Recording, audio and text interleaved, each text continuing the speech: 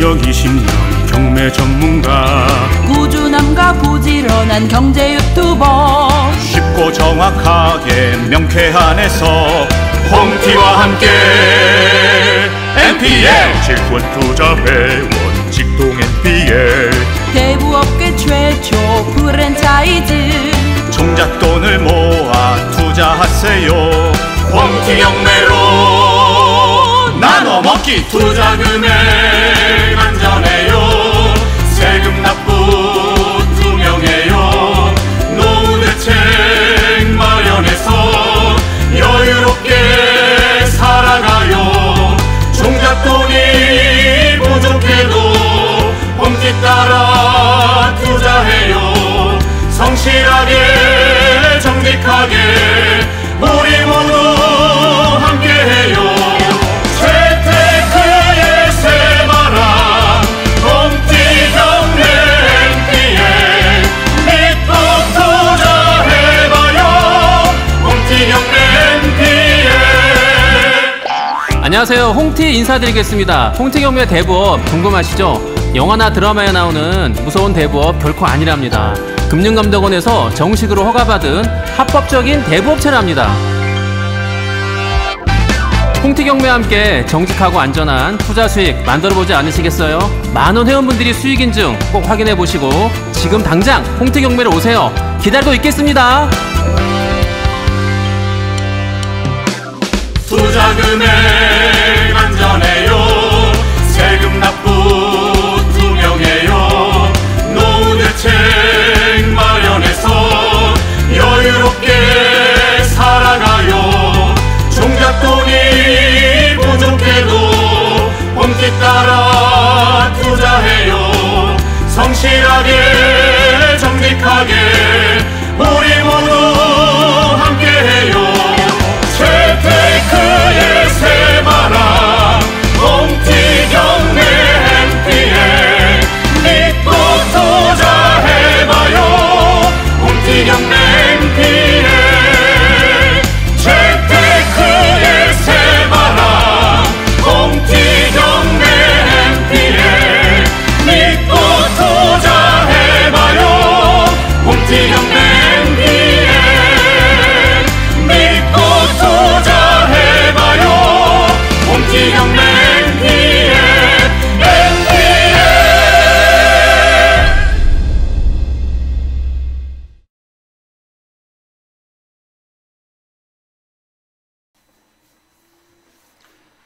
네, 안녕하세요. 11월 22일 월요일 아침 라이브, 오늘 195번째, 이번 주에 5, 6, 7, 8, 그 다음에 다음 주 8, 9, 0, 다음 주 화요일 날이 이제 200번째 되겠네. 200번째. 이게 카운팅을 제가 1번을 시작할 때부터 1번을 했는지는 좀 확인을 한번 해볼게요. 해서 200회가 진짜 맞는 건지 아니면은 그거보다 많은 건지는 한번 확인을 해보도록 하겠습니다.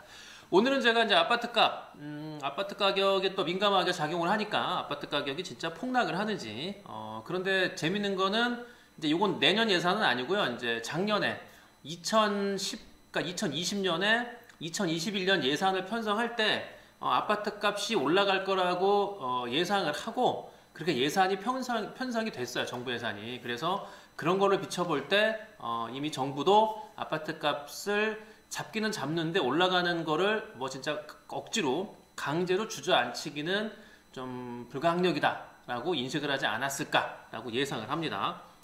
자, 1부 스피디하게 시작하도록 하겠습니다. 자, 그럼 아파트 값이 진짜 폭락을 할까? 근데 아까도 말씀드렸지만 서두에서 말씀드린 대로 근데 왜 정부 예산은 집값 상승을 대비해서 예산을 편성했느냐? 그게 좀 의문이라는 거죠. 아니, 이 폭락을 할 걸 대비했으면 폭락할 거라고 이제 생각을 하고 아파트 값을 진짜 주저앉히려면은 예산 편성을 이렇게 하면 안 되겠죠. 예, 그런데 예산 편성은 집값이 상승할 거를 대비해서 편성을 했다. 내년에 세수 목적, 아마 세수 예상을 하잖아요. 세금이 얼마 거치겠다. 그것도 이번에 뭐 종부세 고지서 날라오기 시작할 텐데 어쨌든 내년에도 그만큼 올라갈 걸 감안해서 예상을 편성하겠죠. 그러니까 가격 오르는 것은 이거는 불가항력으로 아마 인식을 하고 있을 가능성이 높다. 정부도 이렇게 예상을 할 수 있습니다. 자, 볼 때 대한민국 현재 주택담보대출 비율이 이제 그 금액이 약 948조. 그 다음에 담보대출을 포함해서 그냥 부동산 관련 금융 전체 규모를 추정해 볼 때 2200조면은 이게 어마어마한 금액이거든요. 이 정도 금액이 지금 부동산에 뭐가 있다 하면은 그쪽으로 쏠릴 가능성이 있는 금액 2200조라고 내다볼 수 있는 거고요. 그 지난 98년도 IMF 시절에 아파트 값이 뭐 최대로 폭락했다고 얘기하는데 근데 평균 집값을 이제 비율로 따지면은 17.7% 하락한 거예요. 그러니까 이게 많이 하락한 건 아니거든요. 그런데 실제로 1억짜리가 뭐 8억이 됐으면 10억짜리가 8억이 됐으면 굉장히 많이 떨어진 거라고 생각하는데 따지고 볼 때 20%도 안 되게 집값이 떨어졌는데 이걸 이제 폭락이라고 얘기했단 말이에요. 그러니까 저는 집값이 폭락했다는 시절도 고작 17%다. 그런데 앞으로 이렇게 지금 굳건하게 지키고 있는 아파트 가격이 폭락한다고 해서 그럼 과연 얼마까지 내려갈까? 저는 그건 의문이라는 거죠. 자, 그럼 여러분들이 한번 생각을 한번 해보시고 제가 이제 관점을 얘기해 드릴 텐데 과연 이 아파트 가격이 지금 급등했는데 뭐 사실 2배 이상 오르고 뭐 난리 났죠. 그런데 이 아파트 가격이 과연 폭락할 수 있는지 제 관점에서 제가 얘기를 해드릴 테니까 그거를 비춰서 여러분들이 한번 판단을 한번 해보세요. 자, 첫 번째 보는 관점. 저는 전세 가격이 지금 높다라는 표현인데 전세 가격이 그냥 고정적으로 유지되고 있다라고 좀 보고 있는 거예요. 전세 가격이라는 거는 현재 실거주할 수 있는 사람, 뭐 아파트를 살 형편이 좀 부족하거나 아니면은 뭐 여러 가지 여건상 전세를 갈 수밖에 없는 어쨌든 그 실수요자들의 가치가 반영된 게 전세 가격이거든요. 그렇잖아요. 전세라는 게 뭐 집이 없어서 얻을 수도 있는 거지만 뭐 여건상 뭐 상황에 따라서 뭐 직장이라든가 기타 등등 굳이 거기 살 필요가 없을 때 아파트를 구입할 필요가 없을 때 그 지역에 전세로 가는 거죠. 음마 아파트가 전세 비율이 높은 거는 학교 때문에 애들 학원 때문에 그쪽에 집을 얻고 말하자면 엄마하고 아들 딸만 그 음마 아파트에 거주하고 아빠는 외진돼 있는 거죠. 예, 그런 말하자면은 분업이란 표현 그렇고 떨어져 사는 그 가정들이 음마 아파트 굉장히 많아요. 그 이유가 뭘까요? 음마 아파트를 살 필요는 없죠. 전세로 가서 있다가 애들 학교 뭐 들어가거나 하면 다시 원대 복귀하는 거니까. 예. 지금 시세 대비 전세가율이 2009년도에는 39%, 그 다음에 뭐 2016년도에는 전세가가 높다고 해도 75%, 현재는 57인데 물론 2016년도에는 가격이 지금보다 낮았고요. 지금은 16년 비해서 5년 전에 비해서 가격이 올라갔기 때문에 뭐 당연히 전세가율이 시세 대비해서 2016년보다 낮은 게 사실인데 그런데 아파트 값이 떨어져서 좀 낮았을 때 75%나 지금 올라갈 때 57%나 요걸 두 개를 비교해 보면은 지금 전세 가격이 높긴 높아도 그렇게 뭐 무지하게 높아서 이게 문제가 있는 것 같은 건 아니라는 거죠.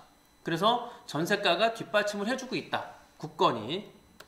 예, 그래서 매매 가격이라는 거는 이제 결론이 이겁니다. 결론은 그 아파트 매매 가격은 매매 가격이나 그다음에 신고 가격이 지금 속출하고 있잖아요. 예, 지금 볼 때 뭐 가격이 하락했다고 하지만 세상에 아크로리버 파크가 그 25억짜리가 지금 45억 6억에 팔려 그 신고가를 찍었는데 그게 43억인가 뭐 2억 낮춰 팔렸다고 해서 가격이 떨어졌다고 기사를 쓰는 정신 나간 기사가 있거든요. 그게 떨어진 겁니까? 아니 25억짜리가 46억에 팔렸고 그런데 46억보다 한 2억 낮춰서 뭐 40한 3, 4억에 팔렸어요. 그럼 가격이 하락한 거예요, 그게? 물론 신고가보다 낮았지만 이미 이미 가격대는 40억 이상은 유지가 되고 있단 말이에요. 그러니까 여기서 1억 빠진다고 해서 가격이 떨어졌다고 볼 수는 없는 거죠. 저는 그래서 아파트 매매 가격, 신고 가격이 지금도 속출하고 있기 때문에 이건 무슨 소리냐? 상승을 뒷받칠 만한 준비가 항상 돼 있다는 거죠. 예, 그래서 제 예상으로는 결론은 앞으로 향후 몇 년간은 폭락은 없을 것이다 라고 예상을 하는 거죠. 여기서 전세가 뒷받침해주고 실수요자들이 대기하고 있다. 이게 중요한 겁니다. 자, 두 번째 제가 보는 관점은 수도권 내 아파트 입주 물량이 지금 부족해요. 예를 들어 내년에 이건 뭐 정부에서 나온 발표니까 2022년도에 이제 지금 경기도는 제가 뺐고 서울만 보는 거예요. 서울의 입주 물량 가구가 17,000가구밖에 안 돼요. 17,000가구. 그러면은 이 세상에 그 경제학의 기본이라는 게 경제학의 기본은 수요 공급이 일치하는 시점에서 가격이 결정되는 거 아니에요? 그런데 지금은 수요 공급이 불균형하죠. 서울은 특히 전국적으로 얘기하는 게 아니라 서울만 국한시켜 볼 때 공급이 대기 수요자를 따라가지 못해요. 지금 아파트가 가격이 왜 이렇게 고가 행진을 하고 있느냐? 아파트가 나오는 족족 사람들이 산단 말이에요. 금액이 높아도 사는 사람이 줄을 서고 있다고요. 수요자가 있다니까요. 지금 뭐 매수 심리가 위축됐다, 뭐 공급이 많아졌다. 그런데 그런 기사 한 줄로 하고 후속 기사가 없잖아요. 그러면 계속 떨어지거나 뭔가 있어야지 조짐이 보여, 조짐이 안 보이잖아. 그렇기 때문에 기사로서 단발성 기사로 그냥 뭐 국민들 마음을 떠본다고 하나 전 그거밖에 안 된다라고 보는 거고요. 어쨌든 대기 수요자를 그 공급이 따라잡지 못하기 때문에 아파트 가격은 저는 떨어지기는 어렵다라고 제 예상을 할 수 있는 거고, 그래서 결론은 이겁니다. 아파트가 지금 예를 들어 여기에서 건설한다. 건설 시작가 이미 터를 다 부셔놓고 딱 대지가 마련돼 있으면은 2년 반 3년 안에 짓겠죠. 그런데 그렇지 않고 이주시켜야죠. 조합이 결성됐고 다 통과가 됐어. 이제 이주하고 부시고 지면 돼. 그래도 5년이에요 최소한. 그런데 이제 조합이 결성돼. 이제 뭐 재건축 조합, 재개발 조합이 결성돼서 의논하고 뭐하고, 그럼 아무리 짧아도 10년이에요. 그러면은 지금 서울시 내 땅이 어디 있어요? 재건축이거나 뭐 지금 뭐 서울 의료원 자리든 뭐 기타 등등 부시고 진다고 하는데 그게 얼마나 몇 가구가 공급이 되겠어요? 서울 의료원 자리가 해봐야 그게 뭐 수십만 평이 됩니까? 고작 아파트 지어봐야 뭐 많아야 몇천 세대? 몇만 세대? 글쎄 헬리오시티만도 못하기 때문에, 헬리오시티가 지금 거의 9천 가구니까 그 정도가 들어오면은 그 정도가 들어와도 그 공급을 못 따라가요. 아니 수요를 못 따라가기 때문에 저는 어려울 것이다. 그래서 공급이 지금 부족하기 때문에 가격이 떨어지는 건 어렵다라는 게 제 결론 두 번째고요. 그 다음에 세 번째, 이게 잠들어 있는 유동자금이 넘쳐나고 있다는 건데, 이제 뭐 이게 뭐 저축성 예금 뭐 이런 것들이 뭐 아니까 수시 입출금이 외면 뭐 저축성 예금 뭐 앰프 해가지고 뭐 그 금융 그 용어가 있는데 뭐 그거는 차치하고 됐고요. 뭐 그걸까지 얘기를 할 만큼 제가 전문가는 아니고, 일단은 유동자금이라는 게 우리가 은행에 예금한 현금, 그 다음에 이제 뭐 정기예금이 아니라 수시로 돈을 뺄 수 있는 자금, 뭐 그다음 현금 본인이 갖고 있는 거, 그 다음에 은행에서 수시로 뺄 수 있는 예금, 그 다음에 저축성 예금이라는 게 뭐 어떤 기간을 정해놓고 뭐 장기든 단기든 해놓은 거, 그 다음에 기타 금융 상품 뭐 펀드라든가 요런 것들이 지금 그 시중에 넘쳐나고 있기 때문에 언제라도 이걸 빼갖고 아파트 살 수 있다는 거예요. 자, 이거에 대한 근거 뒷받침을 제가 이렇게 보여드릴게요. 이게 이제 지난 그 10월 12일 날 낙찰된 건데, 이게 이제 사당동에 있는 롯데캐슬인데 13억 2천에 낙찰이 됐어요. 13억 2천이면은 일단 무주택자가 생애 최초 아니면은 뭐 무주택 1주택을 살 때는 13억 2천도 대출은 나오긴 나와요. 아예 안 나오는 건 아니고 나오긴 나오는, 따져보는 게 많기 때문에 어찌됐든지 간에 현금이 13억 2천이면 최소한 본인 자금이 그래서 한 7억은 있어야 되지 않을까 싶은데, 한 6, 7억 이상 세금까지 하면은 7억은 갖고 있어야죠. 7억을 이거 낙찰되면은 5주 안에 납부해야 되기 때문에 5주 안에 7억을 준비해야지. 못하면 보증금 날리니까. 돈이 있는 사람이 들어왔을 거 아니에요. 입찰자가 6명이에요. 6명은 준비가 돼 있다는 얘기 아니에요. 그 다음에 요거는 강서구 등촌동에 등촌 아이파크인데 11억 454만 낙찰됐어요. 11억 넘어서. 이것도 2명이 들어왔는데 이 2명은 돈 준비가 된 거죠. 다 10억을 넘겼으니까 이미 이분들이, 근데 재미난 거는 이 아파트 낙찰받은 사람들이 무주택일까요? 전부? 집이 있는 사람도 있을 텐데, 그럼 집이 있다는 전제하에 대출이 안 나오는데 그럼 무슨 수를 마련해? 이만큼 현금이 있다는 얘기 아니에요.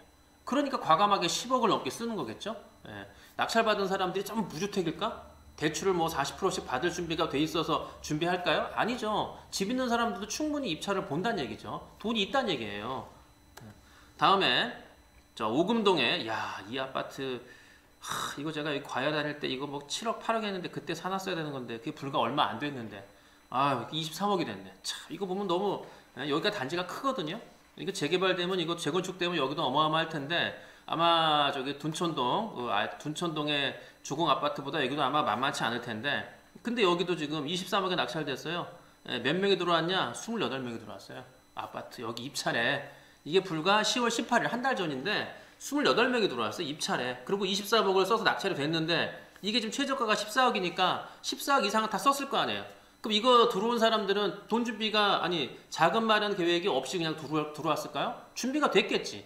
이렇게 아파트에 여기에 14억 이상을 쓸 수 있는 사람들은 이미 낙찰되고 나서 내가 낙찰 받으면 5주 안에 대금 납부할 어떤 뭐 준비를 해놓고서 이거 입찰을 받겠지, 준비도 안 하고 그냥 보증금만 달랑 넣고서 일단 넣고 보자라고 하는 사람이 어디 있겠어요. 그쵸? 집을 팔더라도 소유권을 취득한 다음에 팔아야 되니까. 예. 그렇기 때문에 충분히 유동자금 넘쳐나는 거에 뒷받침이 될 수 있다. 좀 그렇게 보는 거고요. 자, 그 다음에 하나는 또 하나 보여드리면, 요거는 이제 마포 공덕동에 있는 아파트인데, 요것도 12억인데 14억, 이것도 5명이 들어왔어요. 예. 이 5명은 그 13억을 다 12억을 넘겨 쓴 거거든요. 그러면은 이분들도 준비가 돼 있다는 얘기 아니에요. 그쵸?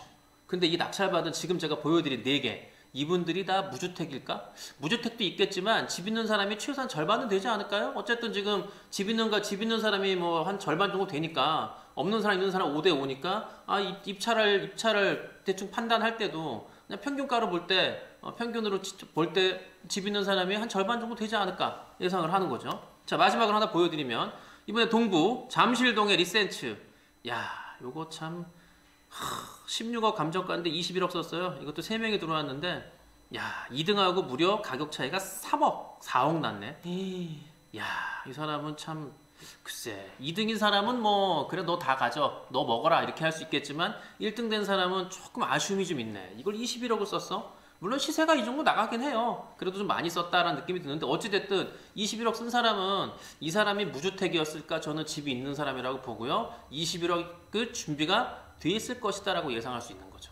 자, 지금 그 서울의 아파트 낙찰가가 뭐 감정가 대비, 감정가는 뭐 이미 뭐 1년 전 또는 뭐 6개월 전 얘기 때문에 그때하고 지금하고는 또 천지 차이라서 뭐 감정가 대비 낙찰가가 높다 뭐 이렇게 기사 나오는 건 의미가 없는 거고요. 어찌됐든 지금 낙찰가는 사상 최대입니다. 계속 낙찰가도 올라가고 있고요. 뭐 시세하고 따져볼 때 별로 차이가 없어요. 돈 주고 사나 경매로 낙찰 받나 별반 차이가 없어. 근데 굳이 이런 거를 뭐 높이 써갖고 낙찰을 받는, 글쎄 1등을 하고 싶은 마음이 있으면 모르겠지만, 어쨌든 결론은 유동자금이 지금 충분하기 때문에 그 아파트 가격을 뒷받침할 수 있는 돈들이 준비가 돼 있다. 그래서 가격이 떨어지긴 어렵다 라고 지금 제가 예상을 하는 겁니다. 제가 이 3가지를 뽑아본 거에 뭐 한번 여러분 생각을 해보시고, 뭐 신문기사라든가 뭐 기타 정부에서 발표하는 뭐 정책이라든가 가만히 한번 비교해 보시면은 이 제가 보는 3가지 관점이 어느 정도는 타당성이 있을 것이다 라고 볼 수 있을 겁니다. 자, 이렇게 해서 1부를 마치고 2부에서는 그럼 이렇게 아파트 가격이 올라가는 거에 대해서 홍티 경매가 나아가야 될 방향, 그러니까 우리는 어떻게 하면 돈을 벌 수 있을까? 그거 2부에서 제가 설명을 또 해드리도록 하겠습니다.